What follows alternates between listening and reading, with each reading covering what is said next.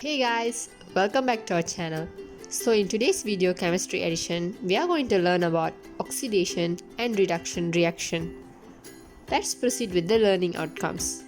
So firstly, we are going to study about the introduction to oxidation and reduction, continued by oxidation numbers, then coupled reaction, oxidizing and reducing agents, and finally balancing oxidation reduction reactions. Let's begin our lesson. So, oxidation-reduction reaction, which is also known as redox reaction, are reactions involving a transfer of electrons from one species to another. When a compound is oxidized, another compound will be reduced. So now let's look at this example. In this example, a piece of iron is dipped into copper to sulfate solution. So in the first picture, the iron is placed into the copper to sulfate solution. And after some time, the copper in the copper to sulfate solution is displaced by the iron.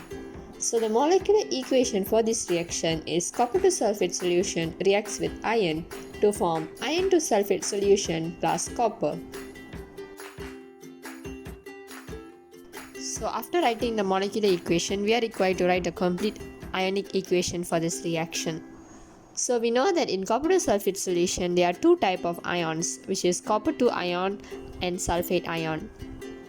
And then in the product, which is iron to sulfate, there are two types of ions, which is iron to ion and sulfate ion. So now we are required to write all the ions separately in the equation. And since sulfate is a spectator species, which is a species that does not take part in the reaction, it can be cancelled out because we can see sulfate ion at both sides of the equation. So the net ionic equation will be iron plus copper 2 ion, and the product form is iron 2 ion and copper. So in this reaction, each iron atom lost 2 electrons to form iron 2 ion, and each copper 2 ion gains 2 electrons to form copper metal. The net effect is that 2 electrons are transferred from each iron atom in the metal to each copper 2 ion in the solution. In order to keep track of electrons in the redox reaction, a concept of oxidation number was developed.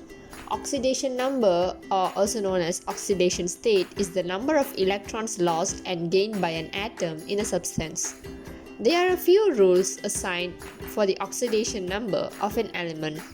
The first rule applies for elements. The oxidation number of an atom in element in its natural form is 0. We know that the natural form of hydrogen is hydrogen gas, and for sodium it's sodium atom. So in these kind of forms, the oxidation number of those elements is 0. Next is monoatomic ions. The oxidation number of atoms in monoatomic ion is equal to the charge on the ion. For example, let's say there is sodium ion. So we know that the charge of sodium ion is positive 1. So the positive 1 will be the oxidation number of sodium ion. Next is oxygen. Oxidation number of oxygen in most compounds is negative 2, except in peroxide like hydrogen peroxide, where the oxidation number for oxygen will be negative 1. And next is hydrogen. The oxidation number of hydrogen in most compounds is positive 1, except in binary compounds with metal hydride, where the oxidation number for hydrogen will be negative 1. Moreover, for halogens, the oxidation number of fluorine in all compounds is negative 1. The oxidation number of other halogens such as chlorine, bromine or iodine in binary compound is also negative 1, except when the other element is a halogen of a lower atomic number or oxygen. And finally, compounds and ions. The sum of oxidation number of the atom in the neutral compound is 0. The sum of the oxidation numbers of the atom in the polyatomic ions is equals to the charge of the ion. In binary compounds, the more electronegative element is assigned oxidation number. Now let's proceed with the trends of oxidation number. Most metals have positive oxidation numbers. Transition metals have more than one oxidation number. Non-metals and semi-metals have both positive and negative oxidation numbers. No element exists in a compound with an oxidation number greater than positive 8.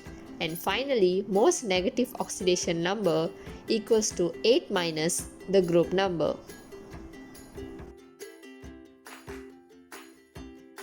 If you are still unclear with the explanation given, let's try solving this example. So in this question, they ask what is the oxidation state of phosphorus in phosphoric acid. So let's solve this question. So we are required to assume the oxidation state of phosphorus is X.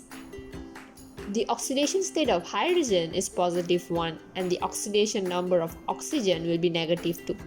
We obtained these two values from the rules that we learned before. So since phosphoric acid is a neutral compound, thus the sum of oxidation state will be equals to 0. So now we have to come up with our own equation. So we know that in this molecule we have 3 hydrogen, 1 phosphorus and 4 oxygen. And we also know the respective charge for hydrogen and oxygen. So we have to take 3 multiplied with positive 1, which is the charge for hydrogen, plus the charge for phosphorus that we're going to find, X, plus 4 times negative 2 because we have 4 oxygens, and the sum of all this will be equals to 0. So once we solve this equation, we will get the charge for phosphorus, which is positive 5. Now let's proceed with the second part, coupled reaction. Redox reaction is a coupled reaction where one compound is oxidized, an atom loses electron, and the other compound is reduced, an atom gains electron. Let's have a look at the equation below. Iron reacts with oxygen will form iron 3 oxide. So the atom iron undergoes oxidation to form iron 3 ion, while the oxygen molecule undergo reduction to form oxide ion. Next, we are going to study about oxidizing and reducing agents. An oxidizing agent is a substance that causes oxidation and itself will become reduced. It is an electron acceptor which takes electrons from another substance, while a reducing agent is a substance that causes reduction and itself will become oxidized. It is an electron donor that gives electron to other substance. To enhance our understanding, let's have a look at this example. So in this example, we know that the iron atom undergoes oxidation to form iron 3 ion, while the oxygen molecule undergoes reduction to form oxide ion. So iron is oxidized and it is called as a reducing agent, while oxygen is reduced and it is called as oxidizing agent. So remember that the substance that undergoes oxidation will be called as reducing agent, while the substance that undergoes reduction will be called as oxidizing agent. Now we are going to proceed with the last subtopic, which is balancing oxidation-reduction reactions. So now we are going to balance the redox reaction given below. Iron reacts with copper 2 ion, forms iron 2 ion and copper atom. So the first thing we need to do is write and balance the half reactions. So iron undergoes oxidation in this case. So we know that from charge 0, it oxidized become 2 positive. So when we write the half equation, we have to make sure that the both sides, the charges are balanced. So we are required to plus 2 electrons at the right hand side to make sure that the charge is 0 at both sides. While for reduction, copper 2 ion undergoes reduction and forms copper. So we know that the charge is positive 2 at the left hand side and 0 at the right hand side.